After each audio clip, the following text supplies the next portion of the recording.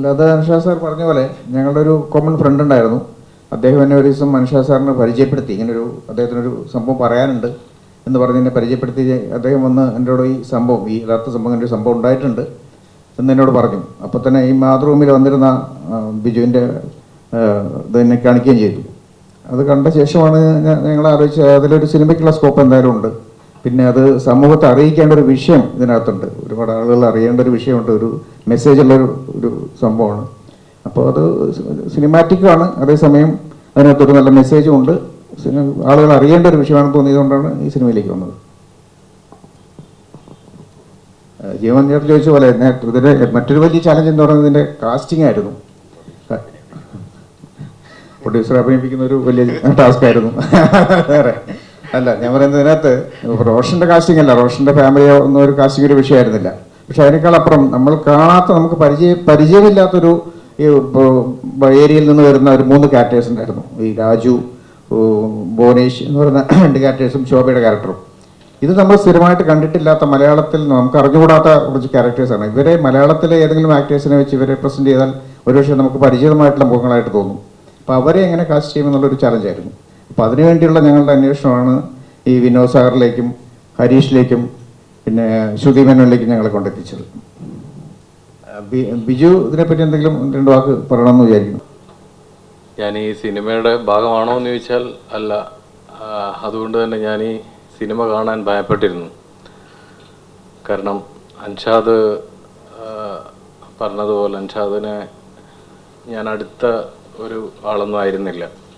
കണ്ണൂരിൽ ജോലി ചെയ്യുന്ന സമയത്താണ് ഇങ്ങനൊരു സംഭവം വളരെ പ്രാദേശിക പേജിൽ, പത്രത്തിൻ്റെ പ്രാദേശിക പേജിൽ ഒരു അജ്ഞാത ജഡം കണ്ടെത്തി എന്ന് പറയുന്ന, ഒരു നാടോടി സ്ത്രീയുടെ അജ്ഞാത ജഡം കണ്ടെത്തി എന്ന് പറയുന്ന ഒരു സാധാ വാർത്ത വരുന്നു. അത് കഴിഞ്ഞ് കുറച്ച് ദിവസം കഴിയുമ്പോൾ അതൊരു കൊലപാതകമാണെന്ന് സംശയം തോന്നുന്നു. പിന്നെയും കുറേ ദിവസം കഴിഞ്ഞിട്ട് അതിൽ 2 കുട്ടികളുണ്ടായിരുന്നു, അവർക്ക് അതിനെ കണ്ടില്ല, പോലീസ് അതിനെ അന്വേഷിക്കുന്നു എന്നൊക്കെ പറയുന്ന പ്രാദേശിക പേജിൽ ഒതുങ്ങി നിന്നൊരു വാർത്തയാണ്. ഞാൻ ഈ വാർത്ത കൈകാര്യം ചെയ്ത ആളെയല്ല. ഇതിലേക്ക് ഞാൻ എങ്ങനെ എത്തി എന്ന് ചോദിക്കുന്ന, അൻഷാദ് എങ്ങനെ ഈ കുട്ടികളെ അന്വേഷിച്ചു പോകുന്നു എന്ന് പറയുന്ന ഭാഗം പോലെ തന്നെയാണ് അതിന് പാരലായിട്ട് ഞാനിതിലേക്ക് എത്തുന്നത്.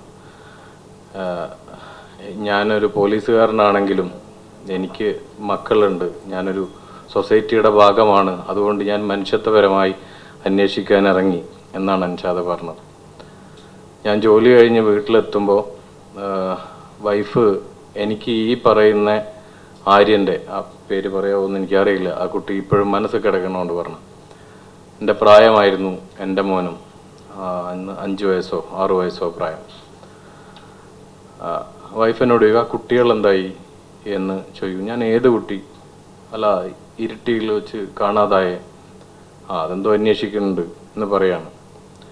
2 ദിവസം കഴിഞ്ഞ് വീണ്ടും ചോദിക്കും, പത്രത്തിലൊന്നും അതിൻ്റെ ഒന്നും കാണുന്നില്ലല്ലോ എന്ന്. ഈ 3-4 ദിവസം പലപ്പോഴായിട്ട് പല ഇടവേളകളിൽ ഇതിങ്ങനെ ചോദിച്ചപ്പോൾ ഞാൻ പറഞ്ഞത് പോലീസ് അന്വേഷിക്കുന്നുണ്ട്, അതിപ്പോൾ അന്വേഷിച്ചാലേ കൊടുക്കാൻ പറ്റുള്ളൂ എന്ന്. ഒരു ദിവസം ഞാൻ രാത്രി എത്തുമ്പോൾ വൈഫ് ഭയങ്കരമായിട്ട് എന്നോട് ഷൗട്ട് ചെയ്യാണ്, നിങ്ങളൊരു പത്രപ്രവർത്തകനല്ലേ, ആ കുട്ടി എന്തായി എന്നുള്ളത് ഒരു ഫോളോ അപ്പ് വാർത്ത പോലും ഇല്ലാത്ത എന്തേ എന്ന് പറഞ്ഞു. ഭക്ഷണം കഴിക്കുന്ന ഇടയിൽ നിന്ന് അവർ പെട്ടെന്ന് പോകുന്നു റൂമിലേക്ക്. ഞങ്ങൾ ഒരുമിച്ച് കിടക്കുന്നു. ഇവൾ മോനെയും കെട്ടിപ്പിടിച്ച് കിടക്കുകയാണ്. സത്യം പറയുകയാണെന്ന് വെച്ചാൽ എനിക്കതൊന്നും ഫീൽ ചെയ്യുന്നേ ഇല്ല, നമ്മൾ എത്രമാത്രം യാന്ത്രികമായി പോകുന്നു എന്ന്. ഈ കുട്ടികൾ മിസ്സിങ് ആകുമ്പോൾ ഷെയർ ചെയ്യുന്നില്ല എന്ന് പറയുന്നത് പോലെ തന്നെ നമ്മൾ എത്രത്തോളം യാന്ത്രികമായി പോകുന്നു എന്നെനിക്കപ്പോൾ തോന്നിയിട്ടുണ്ട്.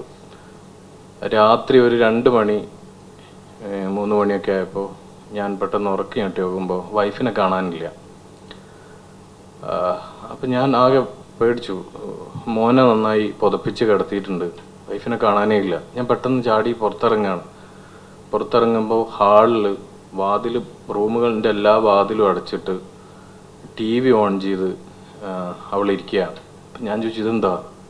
അപ്പം എന്നോട് ചോദിച്ചു, ആ കുട്ടികൾ എവിടെയെങ്കിലും വരുന്നു എന്നുള്ള ഫ്ലാഷ് ന്യൂസ് എങ്ങാൻ വന്നാലോ.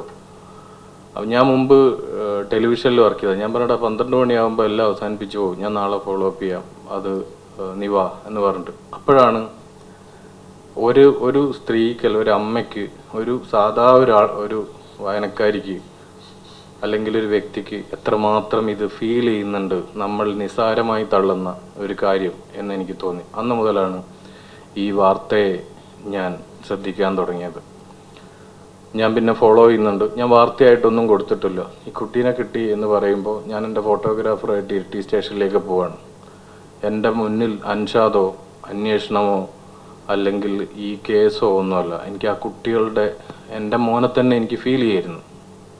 ഞാൻ അവിടെ എത്തുമ്പോൾ കുറേ ആൾക്കാരുണ്ട്, കിട്ടിയ ഇതുണ്ട്.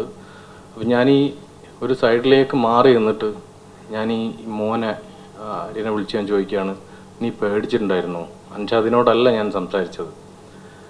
അപ്പം എന്നോട് പറഞ്ഞു എന്ന് പറഞ്ഞു, നീ എവിടെയായിരുന്നത്? അപ്പോൾ ഇപ്പം എൻ്റെ മോളെ പ്രായമാണ് അന്ന് ആ കുട്ടിക്ക്, എനിക്ക് തോന്നുന്നു ചെറിയ കുട്ടി. അതാണെങ്കിൽ വളരെ കുറഞ്ഞ ഒരിതുള്ളൂ. അപ്പോൾ ഞാൻ ട്രെയിനിൽ മെജസ്റ്റിക്കിൽ നിന്ന് കുർളയിലാണ് പോകുന്നത്. കുർള അന്ന് ഭയങ്കര തിരക്കുള്ള ട്രെയിനാണ് മുംബൈയിൽ. ഈ കമ്പാർട്ട്മെൻ്റ് ബാത്റൂമിൻ്റെ അടുത്ത് ഇരിക്കുകയായിരുന്നു. അപ്പോൾ ഏതെങ്കിലും സ്റ്റേഷനിൽ ഇവർ ഇറങ്ങിപ്പോവാം. ഞാൻ ചോദിച്ചു മോളെങ്ങനെ? അപ്പോൾ കുട്ടി സംസാരിക്കാൻ ഭയങ്കര മടിയുള്ളതാണ്. അപ്പോൾ വിശന്നിരുന്നോ? ഉണ്ടായിരുന്നു. പക്ഷെ ആൾക്കാർ റൊട്ടിയൊക്കെ തന്നു. മോള് കൈവിട്ടു പോവാതിരുന്ന് ഞാൻ അവനെ എൻ്റെ കയ്യിൽ തന്നെ പിടിച്ചു. ഈ ഫിലിം കാണുമ്പോൾ എനിക്ക് ഏറ്റവും ഫീൽ ചെയ്തത് ആ സിനിമയായിരുന്നില്ല. അതിൻ്റെ ടൈറ്റിലിൽ ഉപയോഗിച്ച് ആ കുട്ടീനെ കൈപിടിച്ചിരിക്കുന്നൊരു പിന്തിരിഞ്ഞ് നിൽക്കുന്ന ഒരു ഒരു ഒരു ചിത്രം കൊടുത്തിട്ടുണ്ട്. സത്യത്തിൽ ഭയങ്കരമായിട്ട് ഹൃദയത്തിൽ നമ്മൾ തൊട്ടുപോകുന്ന ഒരു നിമിഷം അതായിരുന്നു, ആ ചിത്രമായിരുന്നു. ഇപ്പോഴും ആ സിനിമയേക്കാൾ ഉപരി ആ സിനിമ, ആ ജീവിതം എൻ്റെ ഉള്ളിൽ സിനിമയായിട്ട് കിടക്കുന്നുണ്ട്. അതുകൊണ്ട് തന്നെ ഈ സിനിമ കാണുമ്പോൾ എനിക്ക് പേടിയായിരുന്നു, അതാവോ അല്ലെങ്കിൽ അത് മാറിപ്പോവോ. കാരണം നമ്മൾ ഈ വടക്കം വീരഗാഥ കാണുമ്പോൾ ചന്തുവിൻ്റെ മുഖമൊക്കെ മമ്മൂട്ടീൻ്റെ മുഖമാണെന്ന് പറയുന്നത് പോലെ നമുക്ക് ഈ കുട്ടികളെ മനസ്സിൽ നിന്ന് മാറ്റാൻ പറ്റുന്നുണ്ടായിരുന്നില്ല. അത് കഴിഞ്ഞിട്ട് ഇത് എഴുതി കൊടുക്കുമ്പോൾ ഞാൻ അന്ന് പൊതുവേ ഞാൻ എൻ്റെ വാർത്തയോ ഫേസ്ബുക്കിലിടുവോ അല്ലെങ്കിൽ അങ്ങനെ എന്തെങ്കിലും സംസാരിക്കുകയല്ല അന്ന്. പക്ഷേ എനിക്കിത് എഴുതാൻ പറ്റുന്നേ ഉണ്ടായിരുന്നില്ല. അന്ന് 2017 ഞാൻ മണിക്കൂറുകൾ ഇരുന്നിട്ടാണ് എനിക്കത് ഒരു വാക്ക് തുടങ്ങാൻ പറ്റുന്നത്. ഞാൻ എന്നിട്ട്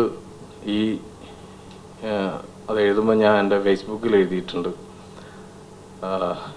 എൻ്റെ വാക്കുകൾ മരവിച്ച് കിടക്കുന്നു, ഞാൻ ഇന്ന് പരാജയപ്പെട്ട ദിവസമാണ്